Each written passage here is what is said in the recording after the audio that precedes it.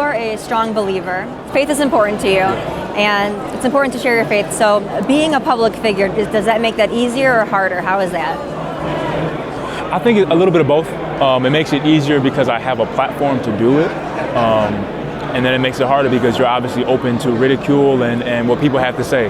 But I just try my best to be authentically me and use my platform in the way that I see fit, the same way that everybody else is doing, and just go. And do you find that it's generally received better than you would have expected? I would say, yeah. I would say, I think for the most part, most of the people in this country, do have a sense of faith or a background or a reverence for God in one way or another. So I say, yeah. What is your message to the young people? There's a lot of young people here at this conference, 15,000 attendees. A lot of them are still in school, and a lot of people, everyone's conservative here and religious. They believe, and a lot of times, on the college campuses, that is pushed back against. They feel isolated.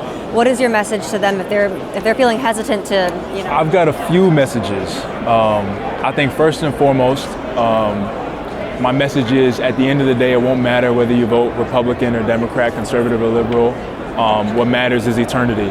And so I think first off, just from a purely faith perspective, if you're not right with God, then none of this really matters at the end of the day. To the ones that are trying their best to stand for God, I would say that it's worth it. That doing the right thing, no matter what anybody else has to say about it, no matter what backlash you'll get, is the right thing to do.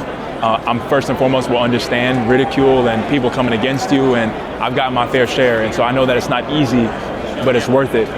One thing my pastor said to me the night before I decided to stand was that you can't stand for God and God not stand for you. And so that's what I would tell young people: you can't stand for God and God not stand for you.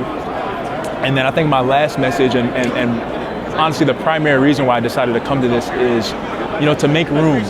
I think that especially when it comes to people who look like me, there's a hesitation, to be a part or to understand fully what this movement or, what it has to offer. And I think that, my representation is important, but more representation is important.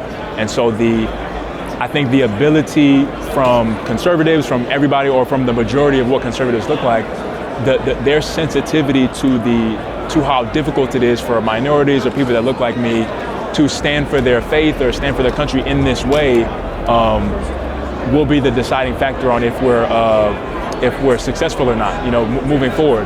I think at the end of the day, unity is going to be the thing that propels us, and unity across different demographics, unity across different colors. And so the more people that are able to get involved around these values that we all hold dear, around God, faith, family, freedom, the better off we're all going to be.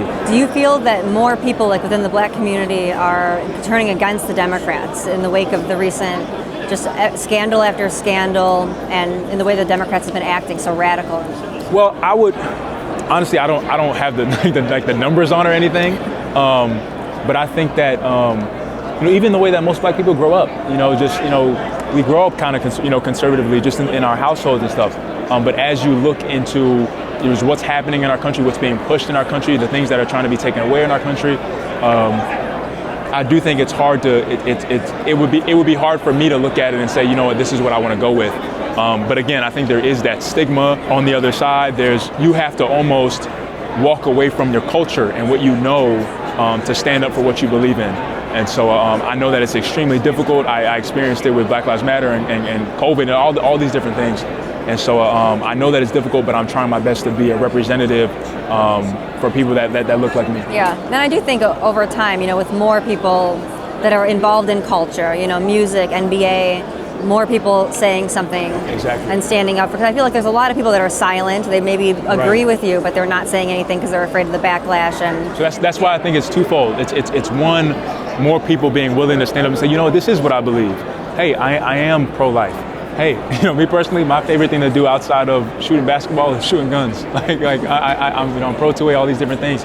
It's like more people to stand up and say these things, but then also the other side, for more people to continue to be open and open the room up for more people to be involved as well. One last question. Why do you think that the NBA caters to the interests of China? I think at the end of the day, it's money, right? I mean, money at the end of the day is what drives a lot of things and drives a lot of people. As a business entity, the NBA, I mean, their job is to make money. Their job is to continue to grow their game in the league, and basketball is really big over there in China. And so it is what it is. That's how the world works. Yeah.